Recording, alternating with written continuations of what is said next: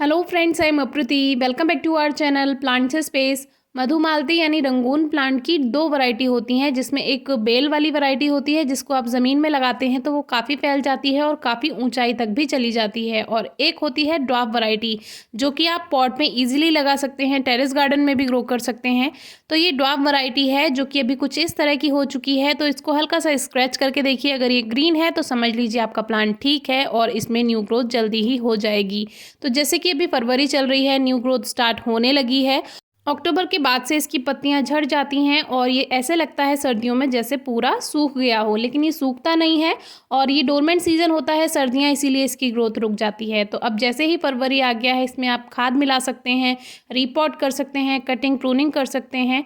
तो इसे हमें अब ऊंचाई में चलाना है, तो इसके लिए हमने इसके स्टेम को एकदम क्लीन कर लिया है। पहले ये जैसे चल रहा था इसको चलने दिया, अभी इसको काफ़ी टाइम हो चुका है, तो अब हम इसकी प्रूनिंग करके इसको शेप दे सकते हैं।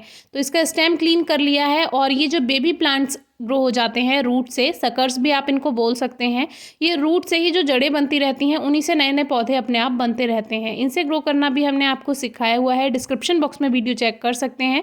तो इनको भी हमने कट कर दिया क्योंकि अभी कोई ज़रूरत नहीं थी।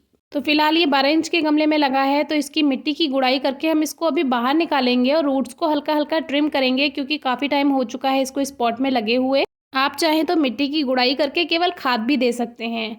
तो अब जब हमने इसको बाहर निकाला तो देखा कि इसकी रूट्स काफ़ी ज़्यादा बड़ी हो चुकी हैं, और जो ड्रेनेज होल था उससे भी रूट्स बाहर आ गई हैं, और बहुत ज़्यादा टाइट रूट्स हैं। ऐसा इसीलिए भी क्योंकि लास्ट ईयर शायद मैंने इसमें केवल खाद मिलाया था, इसको बाहर निकाल कर इसकी रूट्स को ट्रिम नहीं किया था। तो जो जड़ें हैं वो काफ़ी मोटी हो चुकी हैं, और देखिए ड्रेनेज होल पे जो पत्थर हमने लगाया था, दिया जो लगाया था, वो भी पूरा अंदर चला गया है इसमें, और रूट्स पूरा ड्रेनेज होल से बाहर आ चुकी हैं।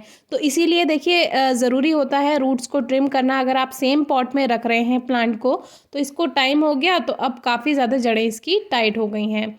तो अभी हमने इसकी रूट्स को ट्रिम किया हल्का हल्का, और जो कुछ मोटी जड़ें भी थी उनको भी थोड़ा थोड़ा कट कर दिया है, बहुत ज़्यादा कट नहीं किया। मेन रूट बॉल को ऐसा का ऐसा ही रखा है। तो अब हमारा रंगून प्लांट फिर से तैयार है, और सबसे अच्छी बात ये रही कि अभी इसकी जो शेप है वो बिल्कुल सही होने जा रही है, क्योंकि जब हम नया प्लांट लेते हैं तो उसको पूरा ग्रोथ करने देते हैं, क्योंकि जो उसका स्टेम होता है उसको बनने देना होता है पूरी तरह से। तो जब आपने प्लांट देखा होगा, जब हमने लिया था काफ़ी छोटा प्लांट था, तो अब उसका स्टेम निकल कर आया है, तो उसको हमने नीचे नीचे की जितनी भी शूट्स थी, ब्रांचेस थी, उनको सबको कट कर दिया और रूट्स की ट्रिमिंग इस तरह से कर दी। वैसे तो इसको अब थोड़ा बड़ा पॉट दिया जाना चाहिए था, लेकिन फिलहाल हमारे पास केवल ये 12 इंच का पॉट है, जिसमें से अभी हमने इसको बाहर निकाला। तो इसी में ही इसको दोबारा से लगाने वाले हैं, यानी रीग्रो करेंगे। और ड्रेनेज होल बिल्कुल ठीक है, पत्थर वही रख दिया है, दिया छोटा सा, और आधी मिट्टी आधा खाद का मिक्सचर हमने तैयार कर लिया है, क्योंकि थोड़ा सा ही ज़रूरी है अभी, क्योंकि मेन रूट बॉल तो उसका इतना हेल्दी है कि सारी जगह वही ले लेगा। तो थोड़ी सी ही मिक्सचर डालने के बाद बीच में एक लेयर हमने खाद की बना दी है। वही हम आपसे कहते हैं कि ये खाद बहुत ज़रूरी रहता है पौधों के लिए, जब पौधे की जड़ें फैलनी शुरू होंगी। और वापस से इसमें एक लेयर हमने मिट्टी की बना दी और प्लांट को रख दिया। लेवल ज़रूर चेक कर लीजिए, पॉट में ज़्यादा अंदर भी ना जाए और ज़्यादा ऊपर भी ना रहे प्लांट, क्योंकि ऊपर अगर रहता है तो फिर जो गर्मियों की धूप होती है उससे बहुत प्लांट स्ट्रेस में जाता है और जल्दी उसकी नमी ख़त्म होती है। जड़ों पर सीधी धूप पड़ती है क्योंकि। तो फिर से पॉटिंग मिक्स भरने के बाद थोड़ा सा खाद ऊपर से और बढ़ा दिया है, और फिर से इसमें ऊपर से हम मिट्टी जो खाद के मिला करके बनाई है वो भर देंगे, और साइड साइड में अच्छे से भरे, क्योंकि फिर जो है रूट्स फैलेंगी तो उनको मिट्टी मिलेगी, तभी तो वो अच्छी सी ग्रोथ करेंगी। अगर आपका प्लांट 2 साल से पुराना हो गया है तो आप चाहें तो 12 इंच के गमले से उसे ग्रो बैग में भी शिफ्ट कर सकते हैं, या और बड़ा पॉट भी दे सकते हैं।